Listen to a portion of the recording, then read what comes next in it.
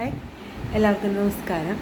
അപ്പോൾ ഇന്നത്തെ വീഡിയോ മക്കൾക്ക് എപ്പോഴാണ് നമുക്ക് സ്വത്തുണ്ടെങ്കിൽ കൊടുക്കേണ്ടത് എപ്പോഴാണ് എന്ന് പറയുന്നുണ്ട്.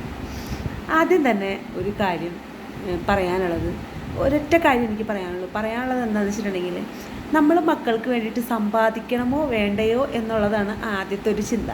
അതായത് നമ്മൾ നമ്മുടെ ജീവിതവും സന്തോഷങ്ങളും എല്ലാം മാറ്റി വെച്ചിട്ട് കുറേ സ്വത്ത് മക്കൾക്ക് വേണ്ടി ഉണ്ടാക്കി വെച്ച് അവസാനം നമ്മളൊന്നുമല്ലാതായിട്ട് മരിക്കണോ, അല്ലെങ്കിൽ നമ്മൾ ജോലി ചെയ്യുന്നതിൽ നിന്ന് കുറച്ച് ഭാഗം മക്കൾക്ക് വേണ്ടിയിട്ട് ചിലവാക്കുക. അതായത് അവർക്ക് വേറെ ഒരു വീട്, വേറെ ഒരു കാറ്, അല്ലെങ്കിൽ അവർക്ക് വേണ്ടി ഒരു ബാങ്ക് ഡെപ്പോസിറ്റ്, ഇങ്ങനത്തെ കാര്യങ്ങളൊക്കെ നമ്മൾ ചെയ്യുന്നതിന് മുമ്പായിട്ട് അവരതിന് സ്വയം പ്രാപ്തരാക്കുക എന്നുള്ളതാണ് നമ്മൾ ചെയ്യേണ്ട ഒരു കാര്യം. അതായത് അവർക്ക് നല്ല രീതിയിൽ അവർക്ക് വിദ്യാഭ്യാസം കൊടുക്കുക എന്ന് പറയുമ്പോഴേ, ഇപ്പം നമ്മൾ പഠിപ്പിക്കാൻ കൊണ്ട് മക്കളെ ചേർത്തി കഴിഞ്ഞ് കഴിഞ്ഞാലും അവർക്ക് അതിന് വേണ്ടിയിട്ടുള്ള പൈസ ചിലവാക്കി കഴിഞ്ഞ് കഴിഞ്ഞാലും നല്ല രീതിയിൽ അത് മുന്നോട്ട് കൊണ്ടുപോകാത്ത പിള്ളേരുകൾ ഇഷ്ടംപോലെ ഉണ്ട്. അങ്ങനെയുള്ള കുട്ടികളുടെ കാര്യം അവിടെ നിൽക്കട്ടെ.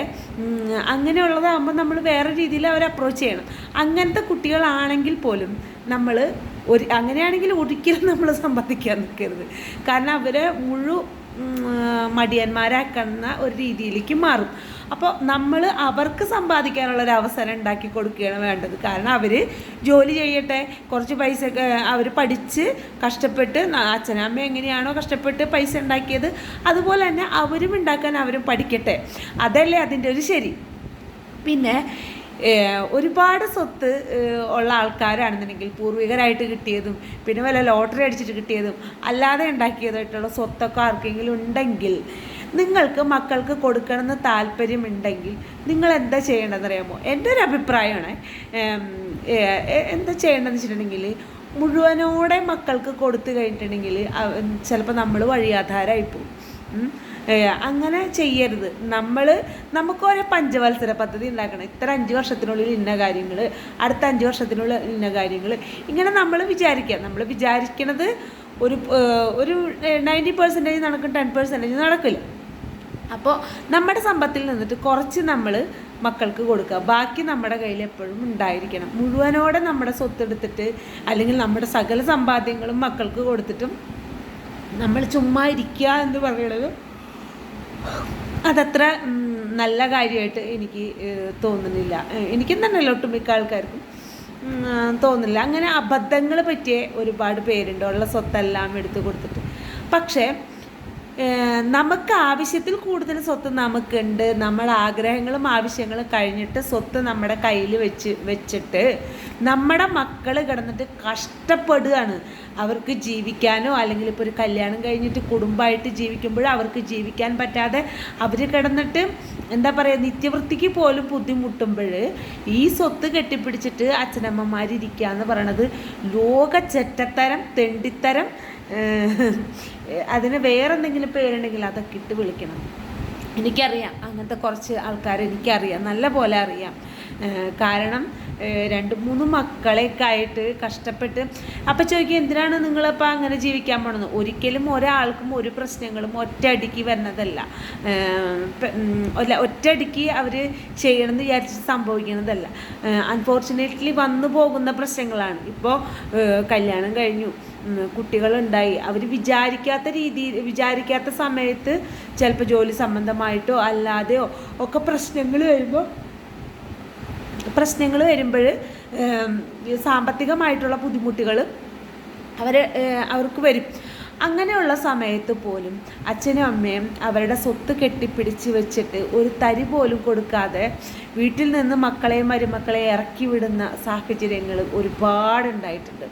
അതുപോലെ ചില ആൾക്കാരുണ്ട്, അവരുടെ മക്കളുടെ കുഴപ്പമായിരിക്കും. അതായത് ഈ ആൺമക്കളുള്ള അച്ഛനമ്മമാരുണ്ട്. അപ്പോൾ അവരുടെ ആൺമക്കൾ മോശപ്പെട്ട രീതിയിൽ നടക്കുന്നതിന് അവർ ശിക്ഷിക്കണത് അവരുടെ മക്കളെയല്ല ശിക്ഷിക്കണത്, അല്ലെങ്കിൽ അവരുടെ മകനല്ല ശിക്ഷിക്കണത്.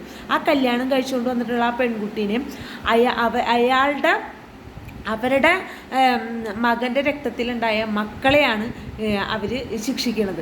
കാരണം എനിക്കറിയാം, അവർ ഒരു സ്വത്തോ മുതലോ പൈസയോ ഒന്നും കൊടുക്കാതെ കഷ്ടപ്പെട്ടിട്ട് എന്താ പറയുക, ഓരോ ദിവസങ്ങളും എങ്ങനെ തള്ളി നീക്കും, മുന്നോട്ട് എങ്ങനെയാണ് എന്ന് പോലും മുന്നോട്ട് എങ്ങനെയാണെന്ന് ചിന്തിക്കാൻ പോലും പറ്റാതെ ജീവിക്കുന്ന ആൾക്കാരുണ്ട്.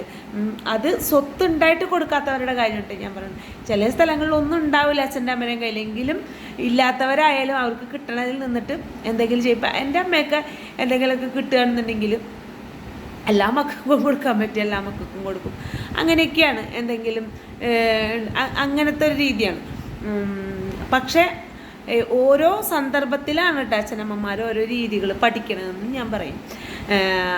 അങ്ങനെയുണ്ട്. ഇപ്പോൾ ഫോർ എക്സാമ്പിൾ എൻ്റെ ഹസ്ബൻഡിനെയും എൻ്റെ മോനെയും വീട്ടിൽ നിന്ന് ഇറക്കി വിട്ട പോലെ ഞങ്ങൾ ഇറങ്ങിപ്പോകുന്ന ആൾക്കാരാണ്. ഞങ്ങൾക്കൊന്നും അതൊരു വേറെ കഥയാണ്.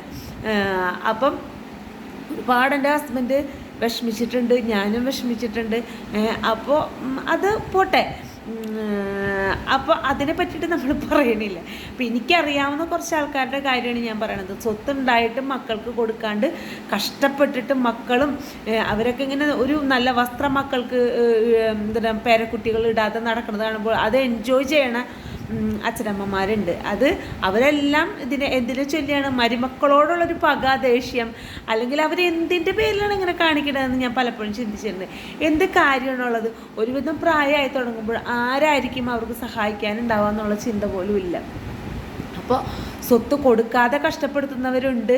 എന്നാൽ ചില ആൾക്കാരുണ്ട് കേട്ടോ, ബുദ്ധിപൂർവ്വം ബോധപൂർവം അതായത് കുറച്ച് പിടിച്ചു വെച്ചിട്ട് ഇവർക്ക് ആവശ്യമുള്ളതും മക്കൾക്ക് കൊടുക്കാൻ ഉദ്ദേശിക്കുന്നതിൻ്റെ ഒരു 4/1 അവർക്ക് കൊടുത്തിട്ട് അവരതെന്ത് ചെയ്യണമെന്ന് നോക്കിയിട്ടായിരിക്കും ബാക്കി അവർ കൊടുക്കുക. ചിലപ്പോൾ ചില പിള്ളേരുണ്ട്, ചില മക്കളുകൾ അച്ഛനമ്മമാർ ഇപ്പോൾ ഒരു 10 ലക്ഷം അവരുടെ കയ്യിലുണ്ടെങ്കിൽ അവർ ചിലപ്പോൾ 2 ലക്ഷം ആയിരിക്കും കൊടുക്കുക.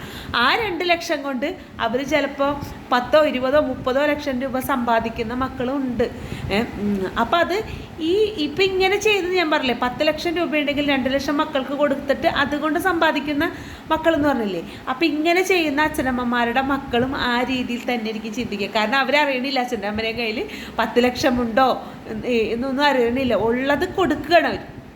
അപ്പോൾ അവരുടെ ധാരണ എന്താണ്, ഈ കിട്ടിയത് കൊണ്ട് നമുക്ക് ഇതാവണം, കാര്യങ്ങൾ മുന്നോട്ട് കൊണ്ടുപോകണമെന്നുണ്ട്. അപ്പോൾ അതൊരു ജനസിൻ്റെ ഗുണം എന്ന് വേണമെങ്കിൽ പറയാം. ഓരോരുത്തർക്കും ഇപ്പം നമ്മൾ കുറേ കാര്യങ്ങൾ ചെയ്യുമ്പോൾ ഞാൻ ഇത്രയൊക്കെ ചെയ്തിട്ടും അല്ല അത് പോട്ടെ, അതിനെപ്പറ്റി പറയണ്ട. അപ്പോൾ ഒരച്ഛനമ്മമാരെ എങ്ങനെയാണ് അവരുടെ ജീവിത രീതി കൊണ്ടുപോകണത് അതേ രീതിയിൽ തന്നെയായിരിക്കും അവരുടെ മക്കളും 90% ഉണ്ടാവുക. ബാക്കി കുറച്ചൊക്കെ തല്ലിപ്പൊളിച്ച് പോകുള്ളൂ. അതായത് അങ്ങനെ ഉണ്ടാവുള്ളൂ. അല്ലാത്തവരൊക്കെ ഒരുവിധം കുട്ടികളും ആൾക്കാരൊക്കെ നല്ല രീതിയിൽ ജീവിച്ചു പോയിട്ടുണ്ടെങ്കിൽ അവർ നല്ല രീതിയിൽ തന്നെ ആയിട്ടുമുണ്ട്. കുടുംബം നല്ലതാണെന്നുണ്ടെങ്കിൽ ആ മക്കളും ഒരുവിധം വീടുകളിലും നല്ലതായിട്ട് തന്നെ വന്നിട്ടുണ്ട്. അപ്പോൾ എല്ലാവർക്കും നന്ദി, നമസ്കാരം.